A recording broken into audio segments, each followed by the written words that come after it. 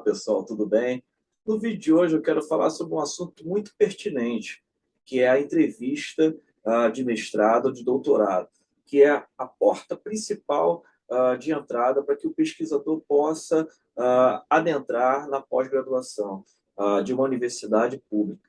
Ou seja, é por meio dessa etapa que ele demonstra habilidade, maturidade, conhecimento e transmite também uma confiabilidade ao futuro orientador. Porque o futuro orientador ele precisa saber se, de fato, esse pesquisador ele é um pesquisador que possa trabalhar com autonomia, ou seja, saber ler as referências, saber ler as obras, saber utilizar do seu tempo útil para que a pesquisa seja, digamos, cumprida com o prazo estabelecido, digamos, de mestrado, 2 anos, de doutorado, 4 anos. E para isso também que o uso do cronograma é fundamental para que você possa delimitar o tempo que você vai estabelecer para que você cumpra os créditos das disciplinas em que você se matriculou, para que você cumpra as leituras, para que você passe no exame de qualificação, para que depois você possa defender a sua tese ou a sua dissertação de mestrado. E é fundamental, na própria entrevista, que o pesquisador possa manter a parcimônia, digamos, a coerência nas suas respostas, a articulação de uma boa voz, de uma boa gesticulação, aquele olho no olho em que o próprio orientador possa verificar em que nível de maturidade, em que nível de experiência esse pesquisador já possa concretizar uma ideia e até mesmo o próprio problema da sua pesquisa. Porque é por meio do problema da pesquisa em que o objetivo geral, os objetivos específicos, eles se amarram, eles se articulam, eles, digamos, se dialogam entre si e a própria fundamentação teórica, a justificativa da pesquisa, ou seja, tudo isso está bem articulado, bem certinho no seu projeto. Lá no meu curso, na plataforma Hotmart, eu falo muito e delineio várias etapas da própria pesquisa científica. Deixo vários documentos para que o próprio pesquisador possa consultar e elaborar o projeto. Nós sabemos que um bom projeto de pesquisa ele demora um prazo de 3 meses a 4 meses para que você possa realizar as leituras, você possa articular a sua justificativa com o seu referencial teórico, a fortuna da arte, né? E, digamos, as leituras que você já estabeleceu com outros teóricos anteriores. Então, isso tudo você precisa transmitir durante a sua entrevista. Eu me lembro bem, aqui eu trago um depoimento pessoal, quando eu realizei a minha pesquisa de mestrado na Federal de Santa Catarina, na qual eu pude passar por uma entrevista também. Naquela época, a minha orientadora foi a professora Patrícia Perter, que é do Letras Italiano, que ela fez uma pergunta pertinente ao meu projeto. Ela queria saber em que medida eu ia trabalhar a palavra, por exemplo, o conceito de epistelografia nas cartas, né? Que é a palavra epistolar, é carta, né? Na obra de Mário de Andrade. Mas a interrogação dela maior foi averiguar em que medida aquela palavra estava sendo utilizada, qual o significado e o campo semântico dela. E eu já estava com a resposta ali na ponta da língua, que a palavra epistolografia é o estudo das cartas de um escritor ou de um historiador. Então, é interessante que você já imagine as perguntas que irão surgir ao longo do seu projeto. Então, por isso que você precisa treinar essas perguntas e respostas, você precisa estudar o seu projeto a fundo, você precisa saber quais são os autores que você está trabalhando, quais são os referenciais teóricos desses autores também, quais são os conceitos delimitados no seu projeto de pesquisa, né? Se você vai utilizar um livro estrangeiro, um idioma, por exemplo, francês ou inglês, que você precisa também ter na ponta da língua o uso desses idiomas, né? Nós sabemos que para que você possa, digamos, entrar no mestrado, você precisa fazer, digamos, uma prova de capacitação em que você mede os seus esforços num idioma estrangeiro, seja no francês ou seja no inglês, né? Então, você precisa também apresentar isso ao seu futuro orientador durante a entrevista.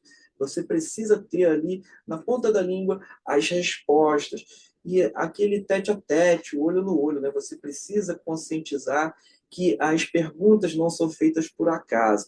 Ele vai averiguar em que medida o seu projeto tem consistência, traga contribuições, ele é pertinente à linha de pesquisa do seu futuro orientador, né? Aos interesses de pesquisa em que ele se debruça, em que ele trabalha.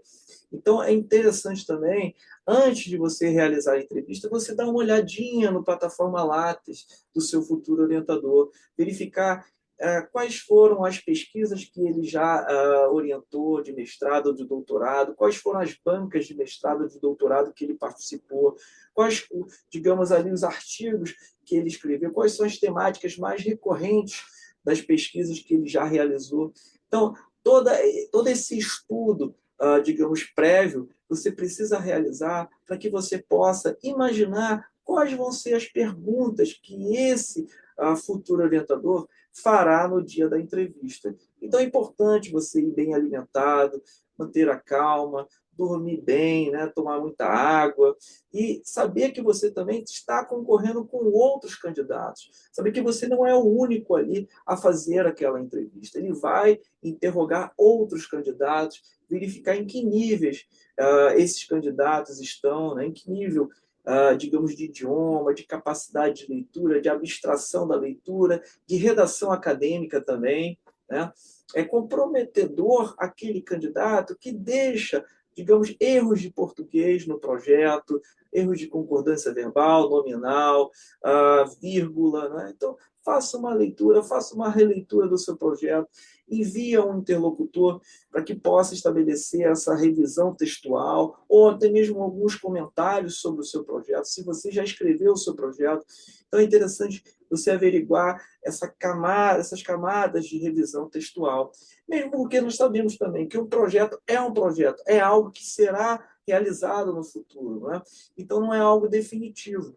Ou seja, mas também não precisa ser algo que você deixe, digamos, que faça mal feito, né? Que você não estabeleça ali, digamos, uma sistematicidade da própria pesquisa, não é? Que você estabeleça uma introdução, uma fundamentação teórica, uma justificativa, o objetivo geral, os objetivos específicos, a metodologia, principalmente que você vai se debruçar sobre aquele projeto, se é uma metodologia bibliográfica, se é um estudo de caso, um estudo empírico que parte de uma experiência que você vai buscar por um fenômeno científico externo, que você precisa sair a campo, enfim. E o cronograma que você vai utilizar, acima de tudo, o cronograma e os referenciais teóricos também. Porque o cronograma diz muito da pesquisa, que essa pesquisa vai ali ser utilizada, quais são os recursos financeiros, se você vai depender de bolsa ou não, se você trabalha, se você é funcionário público, ou se você é da iniciativa privada, qual o tempo que você tem? Isso é uma pergunta também recorrente nas entrevistas. Qual o tempo que você disponibiliza para realizar essa pesquisa?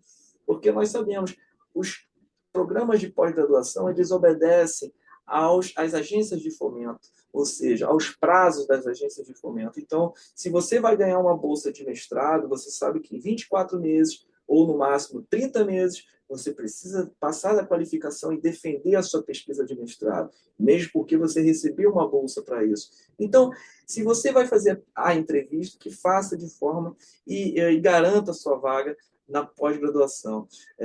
Bom, o vídeo eu termino por aqui. Eu sei que é um assunto muito extenso de ser falado em poucos minutos, mas eu quis aqui trazer algumas considerações para que vocês possam passar dessa fase, dessa etapa tão importante na vida do pesquisador iniciante ou do pesquisador profissional. Quem gostou do vídeo, dê um joinha, escreva nos comentários sobre se ajudou sobre a pesquisa, sobre a entrevista científica, entrevista final que você passará.